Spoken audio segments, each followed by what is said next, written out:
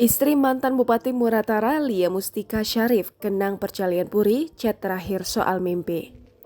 Kebaikan percalian Puri, Putri Gubernur Sumsel Hermanderu yang baru saja meninggal dunia benar-benar dikenang banyak orang. Almarhumah yang baik hati, sopan santun, dan ramah dengan siapa saja membuat banyak orang merasa kehilangan sosok perca. Salah satu orang yang amat kehilangan percalian Puri adalah Lia Mustika Syarif, istri mantan Bupati Musirawas Utara Syarif Hidayat. Lia Syarif, sapaan akrabnya, mengatakan banyak orang yang menyayangi percalian Puri karena kebaikannya pada siapa saja tak memandang status sosial.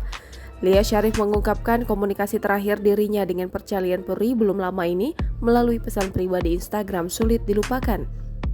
Dalam obrolan atau chat mereka, Perca menceritakan bahwa dirinya bermimpi tentang Lia Syarif. Perca lalu mendoakan Lia Syarif semoga sehat selalu dan bahagia.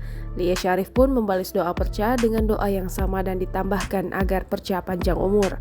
Ketua Tim Penggerak PKK Kabupaten Musirawas Utara masa bakti 2016-2021 ini meyakini nama percalian Puri mengukir sejarah sebagai putri kebanggaan Sumsel.